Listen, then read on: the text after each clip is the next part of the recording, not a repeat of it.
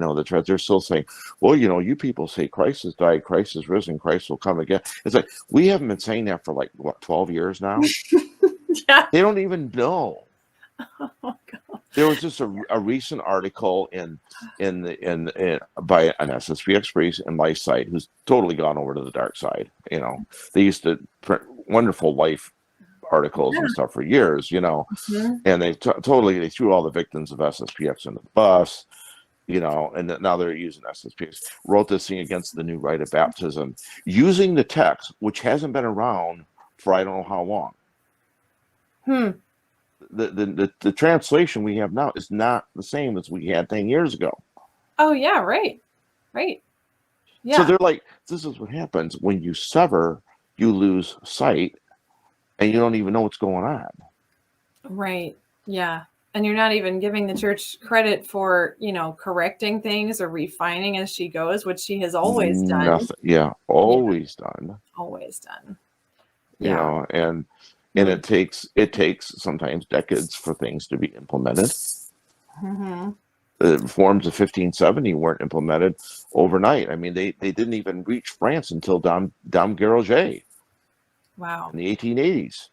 Whoa. They were still using, Gallican, rites that were not 200 years or more at the time, and stuff like that. And it was him and his monumental liturgical year and all that, from Solemns and restoration of the chant and all that. And how many years later was that? 300 years later. Right. Yeah. Oh, what a good point. I love that. Yeah, so I just started studying all this stuff, and I'm like, hey, wait a minute. The narrative. Forget the narrative. Let's talk about the truth here. Yeah. Right. Like you say, it's just gaslighting. And the more you look, the more you find that it's just these smoke screens in front of stuff to make it look complicated, but it's actually really very simple. And if you have to make the church into an enemy if you want to justify staying away from it. Right. But it's not justified because it's not true. And they'll say like, well, they'll say that the Novus Ordo is Protestant, but I can name you two hands full of prayers that most Protestants would never accept in the Novus Ordo. Right. Okay. And then they just don't say anything when I say that. They just like kind of back off a little bit. And and they'll say, oh, but the Mass in 1570 is the same Mass as in the 3rd century. I'm like, no, it wasn't. No way. Ad Orientem and Versus Populum actually existed side by side, depending on what region you were in. Mm-hmm. Right. Yeah, not to mention the language. Latin basically was gone by that come through or not. Or Latin came in at Ad like Orientem 1,000 years in. It's like it was Greek. And the language, it was no Latin. The Latin came. Right. Yeah. It was Greek and Aramaic, Right. And probably some Hebrew too. Mm-hmm. Right. Or even the thing about the posture to receive communion, it was standing in East and West, at least for the first 1,000 years of the church. At least for the first 1,000 years. And so now this idea that kneeling is more traditional, it's like, according to what? Like, that was a development. That wasn't original. See, I've never, and it's funny because I really never had a problem with either one. With kneeling or standing, that was never an issue. And the way in the whole communion in the hand thing, they're like so over the top about all that. And that was something that was in the early church, and for whatever reason, the church stopped it for a long time. Of course, what they say stopped it. People didn't even go to communion for the most part. That's a good point. 4,000 years. Yeah. I mean, it's what's one of the things that also, kind of started the Reformation is that people weren't going to communion except for the one time a year. That's true. Yeah, we're used to the whole frequent communion push, but that's been a recent thing, like within this past century. It was Pope St. Pius X. Yeah. Right. And even then, it's taken years, decades, for that to even, permeate. Yeah, right. Well, see, but that comes down to because, I've run into trads, they'll say, well, the Mass is just only a sacrifice. I'm like, no, it's sacrifice and supper. Yeah, right. Yeah, I mean, how can you read the New Testament? They don't want to talk about the supper part. That's not to be talked about. That is so weird. But, the thing with that, too, is supper ties it into family. And if you're going to talk about family and how the church is a family and how gathering on Sundays is supposed to be this communal, like, Right. family meal, well, guess what? Your schism becomes a lot more obvious in those terms because you're not doing that with the rest of the church. They're not doing that with the rest of the church. So it's like, that's why it was interesting. One thing I found out in recent years that, so it's always been like, if the church would say, if you don't commune and confess at least once a year on Easter time, then you're probably not really considered a Christian. Okay. There's something lacking there. You're right. Okay.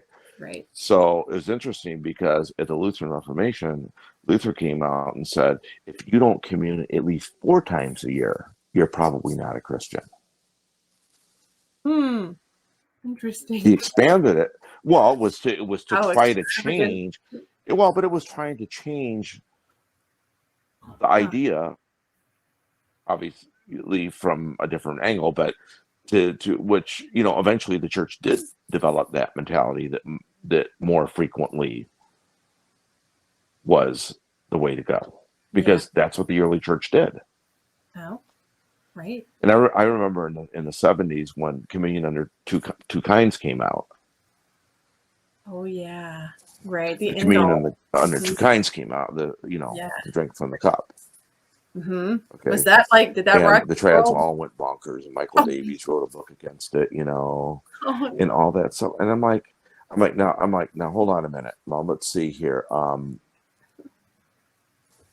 Did Christ give the apostles only one or the other? Yeah. And it's like no, and the early church did do it. For some reason it scaled back, for various reasons. But it's not wrong. It's not a sin. Matter of fact, he said, take, eat, take, drink. Yeah. Right. He didn't say just take, eat.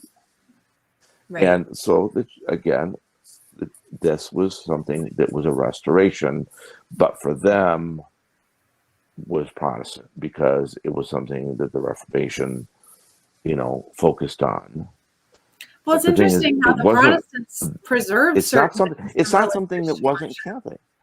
Yeah, right. But the Protestants, because they did. maintained some of these practices, and then they were brought in again to the liturgy after Vatican II, and they're being called Protestant. It's like they were Catholic first. That's why the Protestants had them. So they're ours. We're reclaiming them. That's why they had them, right? Yeah. They're reclaiming them, exactly. And the same thing with singing, the same thing with congregational participation and singing and all that. I mean, frankly, I don't know. I mean, Luther got the church singing again, which I think is a wonderful thing. It's beautiful hymns and everything. And I don't know. It's funny because Catholics just don't kind of really like hymns. They're kind of weird about it.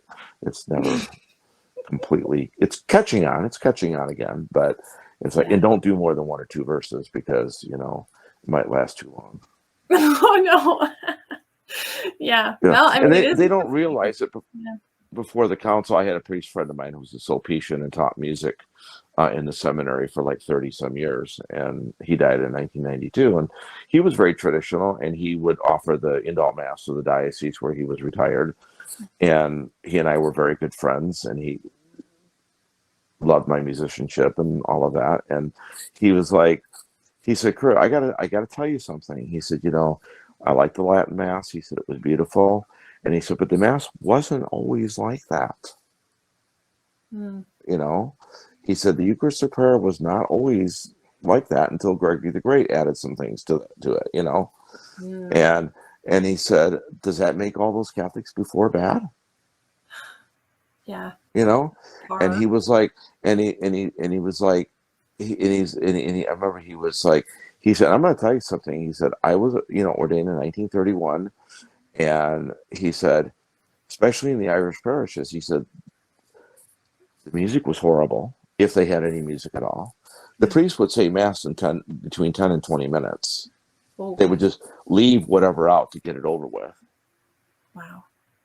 He said it wasn't this thing that everybody thinks that it was. Right. He said everything was learned by rote. People did not know Scripture. They didn't really start, emphasizing Scripture until the liturgical movement and preaching from the readings He said we had a more limited lectionary, of course, you know. Right. And he said, so it wasn't this thing that everybody thinks that it was.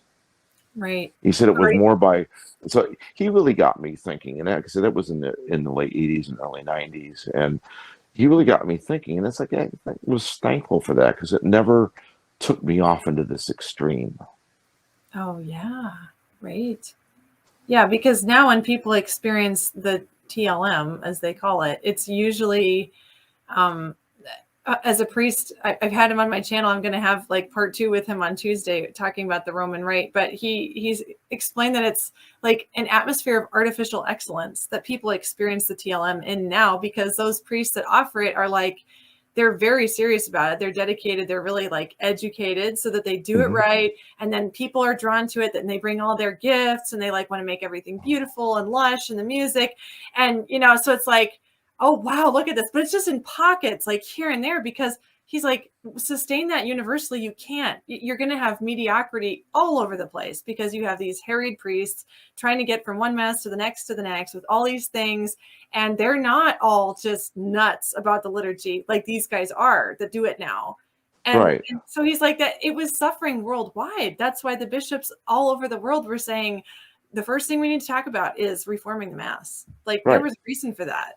And that's why this priest told me this, and also, and he was like, he said it was just, he said it wasn't working anymore. It just, he said it wasn't, he said the calendar, he said it needed reform.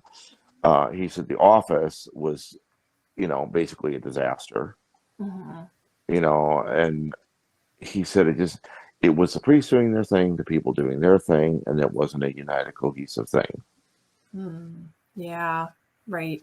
We needed to come together, and that happened after the reform. I mean, it's not perfect, but it's definitely it's not perfect, but it's no. And people say, well, you think it's all perfect now? You've sold out, and you've and all this kind of thing. And I'm like, just stop. Stop with the narrative. It's all another narrative, and on and on and on. And you're an ultramontanist. That's another one. Oh, yeah. Yeah, I'm like, nah, let's just stop, And it's like, but I'm very thankful for different people that I ran into that, showed me the whole history, not just 500 years or 100 years. That was another thing this priest, told me. He says, and what is it with wearing Roman vestments and lace all the time? He said, I was ordained in 31 and we weren't wearing that stuff. We were wearing Gothic vestments. It was really the ethnic churches, like in the Polish churches and the Slovak churches and those kind of. He said those were the ones that were still using it, but a lot of it was because they were recent immigrants and they didn't have the money to replace that. So he said that stuff was already going out in the 1920s.